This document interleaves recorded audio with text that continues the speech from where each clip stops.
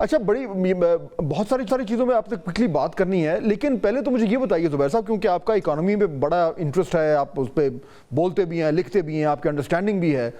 یہ 6.9% کا فگر آ گیا ہے انفلیشن کا، یعنی 44 منتھس میں لوسٹ، جنوری 2021 کے بعد سے یہ لوسٹ فگر آیا ہے، اور جو حکومتی جو فورکاسٹ تھے اس سے بھی کم آ گیا ہے. Does that surprise you?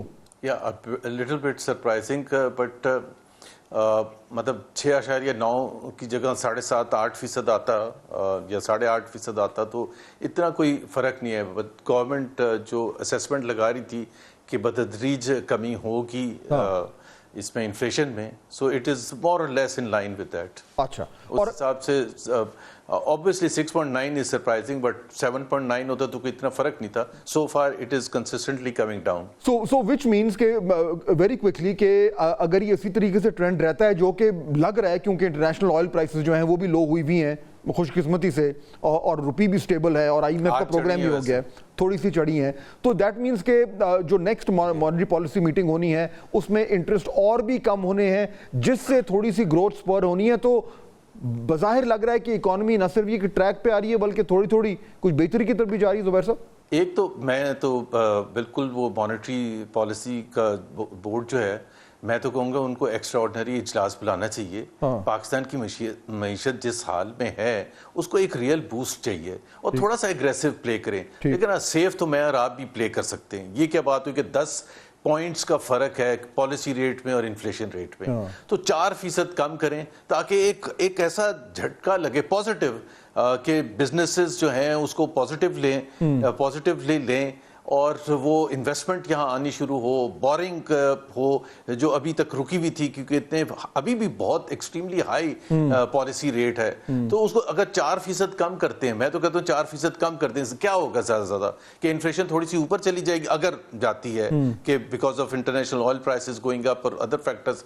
تو پھر اس سے آپ سنبھال تو سکتے ہیں، آپ واپس اپنے ایکسٹراڈنری میٹنگ بلا کے آپ پالیسی ریٹ بڑھا دیں. بالکل. اور لیکن اب اتنا بڑا گیپ کرنا، اتنا سیف کھیلنا، یہ تو میرا خیال ہے پاکستان، اور اس سے دیکھیں نا پاکستان کی ایک تو معیشت کو تقویت ملے گی، پھر پاکستان کا جو فسکل ڈیفیسٹ ہے وہ اس میں ہی فرق پڑے گا، اس میں پازیٹیو مارک اپ کافی لوگ ایسے کم ہو جائیں گے. بالکل. اور کافی لوگ ایسے ہیں، یعنی اس ٹائم میں بھی یہ واضح سن رہا ہوں اس طرح کی، جو یہ بات کر رہے ہیں کہ تھوڑا سا ان کو زیادہ اگریسو ہونا چاہیے، اتنا سیف نہ کھیلیں. لیکن میرے خیال میں پولیٹیکلی سپیکنگ زبیر صاحب، جو انٹرسٹ، جو انفلیشن کا جو ڈر ہے نا، جو کیونکہ کہاں سے ہم 30% سے ہم 38% سے نیچے آئے ہیں، تو میرے خیال میں سیاسی طور پر تھوڑا سا وہ خوف بھی ہے کہ کہیں اوپر نہ چل پڑے. بہرحال یہ ایک اچھی خبر تھی. میں مین ٹاپک پہ آتا ہوں. زبیر صاحب، یہ جو آئینی ترمیم ہے، ایک ذرا مجھے اپنے تجربے کی روشنی میں جو اس ٹائم جماعتیں حکومت میں ہیں ان کو سامنے رکھتے ہوئے آپ کو لگ رہا ہے کہ یہ ترمیم پاس ہو جائے گی؟ جی، میرے assessment unfortunately not that I want, لیکن مجھے ایسے لگتا ہے کہ نمبرز بھی لے لیں گے، کیونکہ جس طرح کی سیاست کی جاتی ہے، جس طرح سے رولنگ پارٹیز کی طرف سے دباؤ ڈالا جاتا ہے سب پر، اپنے MNAs پر، سینیٹرز پر، اور پلس وہ جو کہ تحریک انصاف، ابھی وہ جو کورٹ میں کیس لگا ہوا ہے، وہ لگا ہی اس وجہ سے ہے کہ تاکہ وہ جو PTI کے وہ ممبرز ہیں جن کو ڈر ہے کہ جی ہمارا ووٹ اگر ہم دیں گے بھی تو کاؤنٹ نہیں ہوگا، تو at least to that extent تو وہ ظاہر سی بات ہے وہ نمبرز اکٹھے کر لیں گے، اور میں تو سمجھتا ہوں کہ مولانا صاحب کے بغیر بھی کر لیں گے. And this is the unfortunate part of it کہ جی یہ وہی ممبرز ہیں، فہد یاد دلانے کے لیے وہی ممبرز ہیں جو کہ 15 سپتمبر کو اتوار کے دن صبح 11:30 بجے بغیر دیکھے، بغیر سمجھے، بغیر پڑھے ہوئے ربر اسٹیمپ کرنے کے لیے تیار تھے. اتنا بڑا کانسٹیٹیوشنل امینڈمنٹ جس کے فار ریچنگ کانسیکوینسز ہوں گے، گڈ اور bad, for some people good, for some people bad, but ہوں گے تو صحیح کانسیکوینس. آپ آئین کو ہلا رہے ہیں، اور وہ آنکھیں بند کر کے جا رہے تھے، اور اس سے پہلے کابینہ کی میٹنگ ہونی تھی صبح، اور اب پتہ چلا کہ کسی کو کچھ پتہ ہی نہیں تھا. لیکن اس میں زبیر صاحب وہ تو چلے ہو گیا، لیکن اس کے بعد سے میرے خیال میں جو صورتحال ہے وہ کچھ آگے بڑھی ہے، مذاکرات ہو رہے ہیں مولانا صاحب کو ساتھ جوڑنے کے لیے. کم از کم مجھے تو یہ لگ رہا ہے کہ وہ جو ایکچول جو مسودہ تھا اس میں سے بہت ساری چیزیں نکلیں گی. اس میں ڈیلیوشن ہوگی، جو بڑا ہی اگریسو قسم کا ایک اس میں سے سینس آ رہی تھی کہ بالکل عدلیہ جو ہے اس کو ایگزیکٹو کے تابع ہو جائے گی. میرا خیال ہے وہ تھوڑا سا کمپرومائز تو ہوگا، اور اس کمپرومائز کے نتیجے میں جو چیز نکلے گی، do you think we could live with it?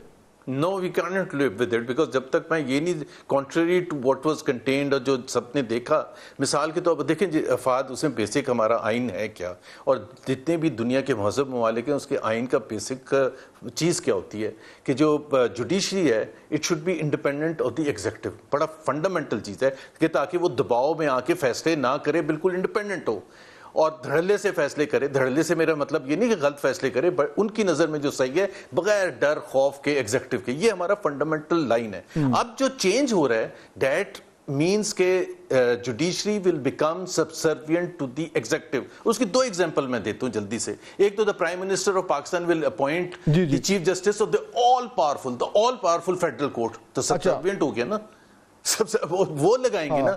अच्छा, दूसरा ये है कि ट्रांसफर पोस्टिंग्स के हाई कोर्ट के जज, अब देखना ये है कोई ऐसा जज है, अब देखना ये कि ये चीजें उसमें शामिल होती कि नहीं होती। लेकिन जुबैर साहब ये बताएं कि अब ये जो आईनी तरमीम के ऊपर तो मामला बड़ी तेजी से आगे चल रहे हैं, लेकिन पाकिस्तान तहरीक इंसाफ ने भी ये फैसला कर दिया ना कि वो भी अब जो है वो सड़कों पे आ गए हैं, और अली अमीन गंडापुर साहब ने कहा है कि जी मैं तो आ रहा हूँ रेड जोन में। जो बानी पीटीआई की जो हम बातें सुन रहे हैं वो भी कहते हैं कि जी बिल्कुल अब फुल चढ़ दौड़ो। तो ये 2-4 दिन में ये जो स्ट्रीट पॉलिटिक्स होने वाली है पीटीआई की तरफ से, इससे कोई फर्क पड़ेगा आपके ख्याल में, ये जो तमाम तर जो अदालती और पार्लिमानी मामला चल रहे हैं? मेरा ख्याल है दबाव तो हुकूमत पर डालना चाहिए, और पहले अगर उनका ये था कि नंबर 1 ऑब्जेक्टिव कि इमरान खान को निकालने के लिए, अब नंबर 1 ऑब्जेक्टिव अगर पूरी सिविल सोसाइटी का, लीगल कम्युनिटी का ये होना चाहिए कि हम ये आईनी तरामीम जिस तरह का ड्राफ्ट हमने देखा है उस हालत में नहीं होना चाहिए। मैं बिल्कुल ब्लंटली कहता हूँ कि देखें, एक बड़े बेसिक चीज़ होती है फहद, कॉन्फ्लिक्ट ऑफ इंटरेस्ट। क्या होता है कॉन्फ्लिक्ट ऑफ इंटरेस्ट? ये होता है कि आप ऐसे फैसले ना करें जिसका फायदा आपको खुद हो।